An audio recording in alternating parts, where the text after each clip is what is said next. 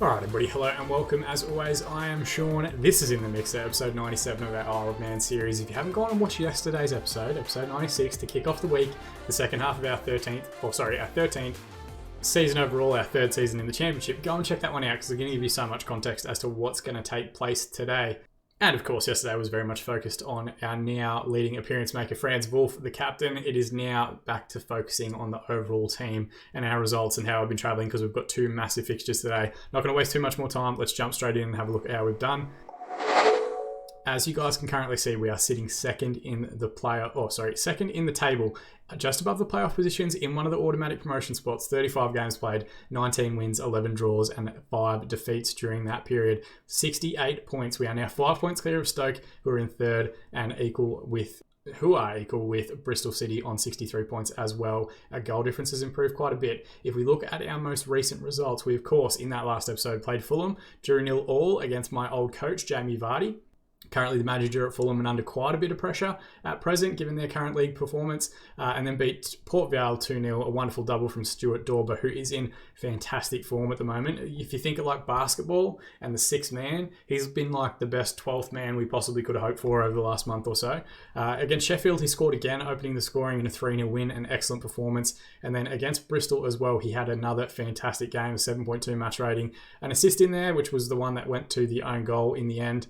But a 3-1 win was fantastic. Alton Miranda scored from the penalty spot, which he hasn't done a tremendous amount. He's not actually that great at penalties. I've just got him taking him at the moment. Only 6 penalty taking, but he did manage to hold his nerve for that finish. An own goal, which was pretty much Stuart Dorber's goal, and Escobar getting a third to put us 3-0 up inside the half. In the second half, we dropped off a little bit, played a bit more in our positive structure, trying to keep possession and maintain a lead. They did pull one back from a corner after a missed header, so it was just a mistake that led to their goal, but an excellent performance against one of our key playoff and promotion rivals. It doesn't stop though. The kind of league season at the moment in the championship is relentless. We've got Brentford who are in 8th spot. If we look at the competition table, they're not miles away from playing in the playoff positions themselves. They're only 4 points behind Huddersfield in 6th spot. They will be desperate to get 3 points and hopefully continue their charge up the table. And then we have a massive top of the table fixture, first v second against West Brom. They have been the best side in the division this year. They are 9 points clear of us currently. They've got a couple of tricky fixtures coming up in the run home, but if we can get 3 points, make that like a 6-point gap, it's going to put so much more pressure on them and put us in a great spot to continue chasing them as we head towards the end of the season, and that mythical episode 100 to finish this week as well. Both games are going to be incredibly tense. I'm kind of trying to do a little bit sleight of hand here. We've had a bunch of home games where we've used our attacking structure. We're going to go away to Brentford and use our positive structure in the hope that West Brom scouts that particular role. And then when we play West Brom at home, we're going to go attacking. If we look at the results last time we played both teams, which is something that I want to try and do more actively in games before we play opposition, we drew with Brentford 1-1 at home in the first game.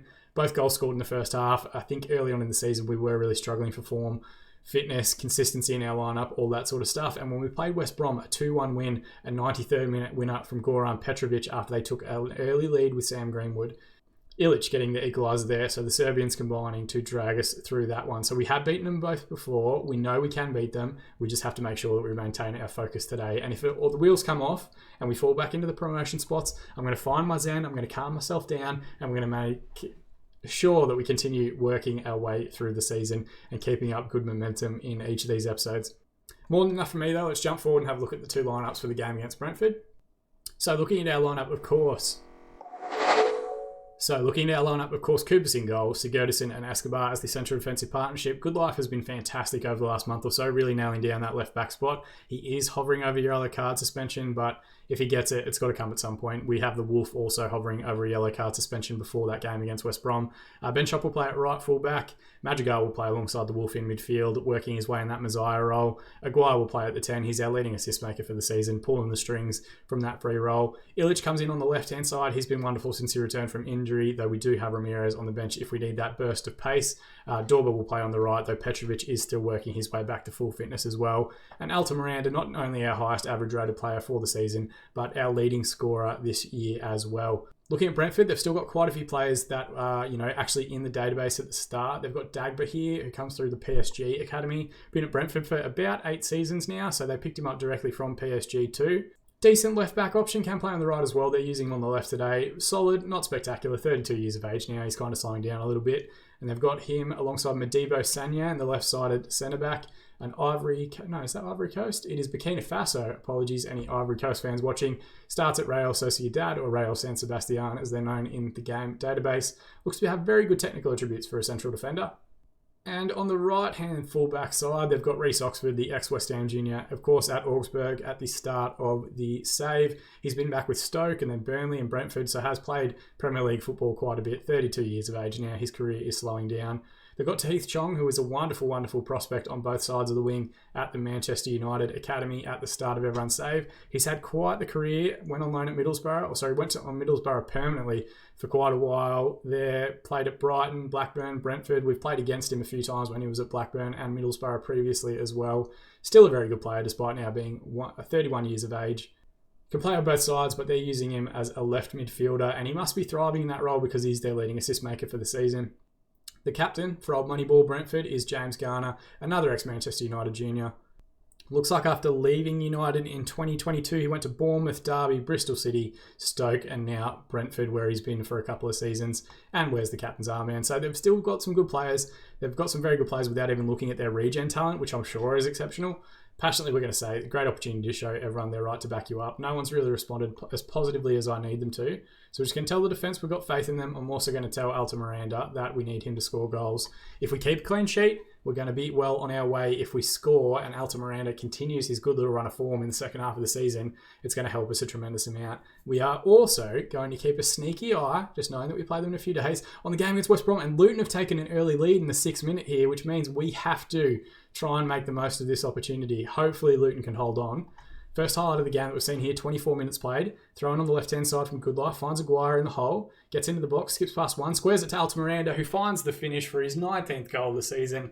That is a man in form, and I love seeing that partnership, the number 10 playing in the number 9, finding the first-time finish. Our creative hub and our finisher getting together to give us a 1-goal advantage. Lovely square up there from Aguirre. Alta Miranda smashes it back across. And I swear Alta Miranda must have grown at some point in this season. He was only little when he arrived. First highlight we've seen here with Brentford in possession. But we've managed to win the ball back in midfield. Aguirre again finds the ball over the top for Alta Miranda. They combine again. Can he find the finish? It's a good save from the Brentford keeper. Thompson, I believe his name is. See the resulting corner now. Illich is going to go and wrap his left foot around it. Looks towards back post. There were players in the area, but it's a good header away. Aguirre can reset. Back through the Wolf. Is the highlight going to continue here? It does. Sigurdsson stayed forward. Now the Wolf again. Now Sigurdsson. What's his crossing like? It can't be great. The Wolf sends one back post towards Dorber, who's gotten his, I think that's his 4th goal in the last 5 games. And 8th of the season for him. An absolutely fantastic little worked pass around here. I don't know what Sigurdsson was doing staying forward that long, but manages to free up space for the Wolf to wrap his foot around it, nod that one home from Dorber, and we get a 2-goal advantage, 26 minutes played. How is the other result going? We do need to kind of keep an eye on that as well. Dagba, wide free kick here for Brentford. There's highlights end-to-end at the moment. Papanidi with the header just over the crossbar. Days recovered the ball here for Brentford, back into midfield. Oxford goes for the long one. Papanidi with a good flick on header for Kopecky. He's got a lot of work to do on the right-hand side. It's a good strike, to be fair. Keeper was scrambling just beyond the far post. 10 minutes remaining in the half. Thompson with the long ball forward. Sigurdsson, good header. Brought across to Goodlife. Now Illich. Lovely little reverse pass there to Aguirre. Looks at Alta Miranda in the channel. Munoz wins it back for Brentford. Long ball forward. Kopecky with a lovely touch around the defender again. He's causing us some issues here. And Kubis forced into a very, very good save in the 1v1. Sigurdsson's on a yellow card and jumping into challenges still. That might be something we have to keep an eye on. Dagba with the corner. Headed away. Dorber flicks it on. Garner's going to reset here for Brentford. The highlight comes to an end. We've got 10 minutes remaining in the half. We're going to use our demand more shout, give everyone some focus through to half time. No one seems to care at all. They're sorting themselves out. But we're through the first half now. For Brentford, 7 shots, 1 on target, 36% possession despite playing at home. We are 2-0 up, 7 shots, 4 on target, 64% of the ball. Assertively, we're going to say very pleased with the performance, lads. Keep it going. We are 2-0 up at half time. We've inadvertently, I didn't realise it until halfway through, we're on our attacking structure, which isn't what I wanted. We're going to drop back to positive. We're going to play a little bit deeper. We're going to try and keep possession. And we're going to see if we can maybe see out a 2-0 win here. We've got 2 yellow cards to be wary of, Madrigal and Sigurdsson. We'll give them 15 more minutes, though, to try and get themselves under control, but it might help make our subs for us. Throw in left-hand side here. Ball with Goodlife. We've consistently found good spaces on this left-hand side. Goodlife exchanges passes with the Wolf. Now Illich. Ball across to Aguirre. Square to Madrigal at the top of the box. Could get the strike away. He goes himself. It's shut down well by the Brentford defence, forcing it out for a corner. We're not in any rush to take this one. Petrovic can go, Dorber can go short to Ilic and does now. Square ball to the top of the box. Madrigal with a lovely touch and flicks it on to Escobar, who's found the back of the net, but I think he was offside. It was hard to tell if Madrigal was crossing that one or trying to go for a strike, but the Uruguayan centre-back just wandered into an offside position. We're through an hour now, so we're just going to make those subs. Madrigal on that yellow is a concern. Hendy's going to come on for him, and Sigurdsson's been on that yellow for a while, so we'll bring on Tyrone Taylor to hopefully help see out the victory here. Also going to use our Get Creative shout. We can still start pumping long balls if we need to. Good life with a throw on the left-hand side. Good deep ball across. Munoz with the header away.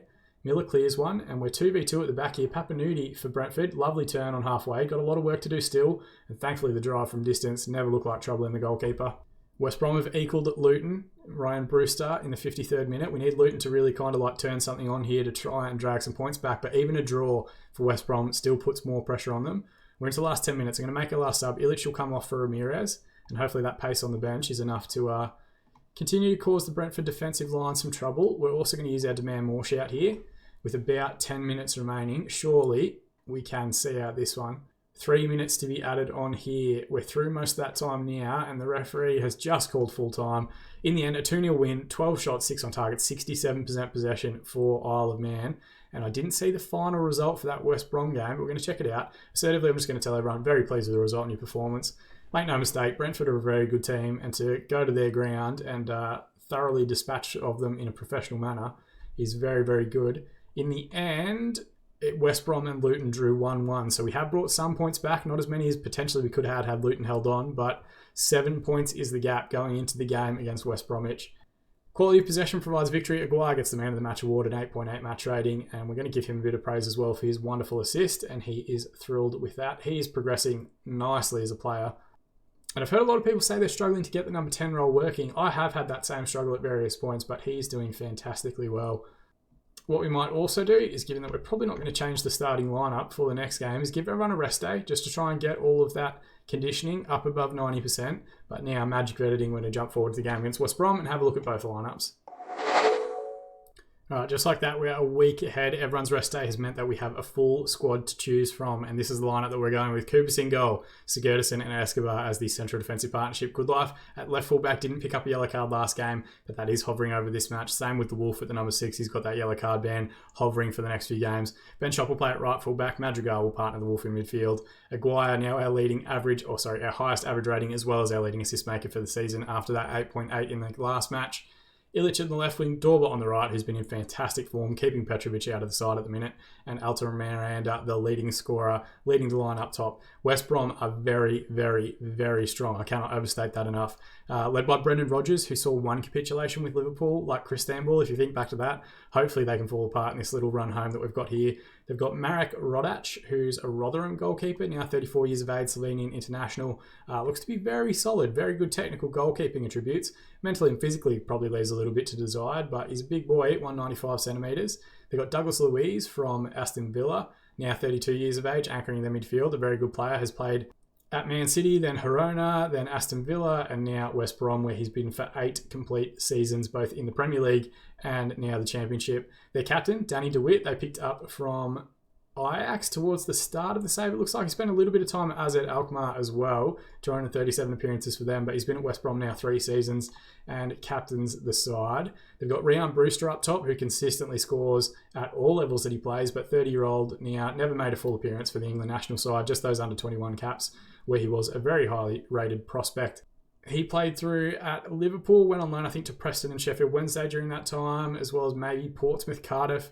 Bristol City bought him for a few seasons. Newcastle had him for a little bit as well. And now West Brom, where he's been for the last 3 years. 64 goals in 120 appearances. He didn't score last time out, so hopefully this isn't another time he's going to.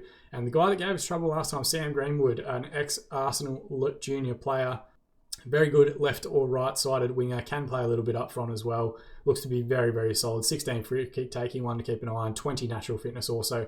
Very impressive for the 29-year-old. They're a good team. We're going to have to be at our best to beat them. We're going to go attacking. We're going to go after it. We're going to passionately say, media have given you a lot of credit lately, and let's passionately tell the defence that we've got faith in them. Everybody except Madrigal seems motivated, and you know what? 10 out of 11 players isn't bad. Wide free kick here. First highlight we've seen for West Brom. The header straight at Kubis. Already seeing that immediate danger. Will the highlight continue here? We've got two men over there on the left-hand side if we work this correctly. Instead, we've gone to the right with Dorber coming forward, and he's lost the out to Greenwood, but Escobar's going to recover possession. Ball across to Skirtison. Work this 2v1 on the left, please. And he sends it out towards Ilic now, who does very well to bring it down and beat the fullback and get to the byline. Can he square it up? Instead, he goes to strike himself, and Rodak equal to it. If he had just slid that across the 6-yard box, surely someone would have tapped it home. But good, promising signs early, both sides with early opportunities. Left wing now again, Ilic. Good tackle from Rogers. Actually, we've gotten a free kick, and he's been sent straight off. So it's a straight red card. West Brom are now down to 10 men, and they've taken Greenwood off. Elliot Rogers getting the straight red card there, one of their regen players. With 15 minutes remaining in the half, we're going to use our get creative shout. Everyone seems inspired. Let's work this advantage. Let's make them try and have to attack us in the second half. Aguirre, back to the Wolf. Work it out to the right-hand side now. Dorber's going to receive possession, and the overlapping fullbacks there. Crossfield switch was never on. Maitland-Niles wins it back, but Sigurdsson with a timely interception. Ilic now, left wing again, causing them all sorts of issues. Maitland-Niles recovers possession. Good Life is going to get there first. Work it out to the right-hand side, boys. Sigurdsson. Switch out towards Madrigal. Now Altamiranda. Touch around a defender. Can he find the finish? It's a good effort, but Rodak equal to it. Pushes it out for the corner.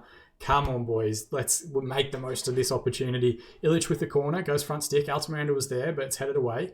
Maitland-Niles comes forward for West Brom. I didn't even talk about him really in the build-up. Madrigal hauls him back, and he's probably going to pick up a yellow card of his own. He doesn't, just gets a talking to. Last few minutes in the half, we've got 3 yellow cards we need to be wary of. Don't want it to be 10v10, but the referee calls half-time. 7 shots, 4 on target, 58% possession. 2 shots, 1 on target, 42% for West Brom. But they're down to 10 men. We definitely need to press this advantage. Passionately, we're going to say, we've been the better team here. Just keep doing what you're doing. And I'm going to assertively tell Altamiranda that he wasn't bad but can improve, and he seems happy. If he can find the back of the net, we're going to be well on our way here, and it's going to bring West Brom way back into an actual title race. If they hold on to a point here, it's going to be a very big result for them.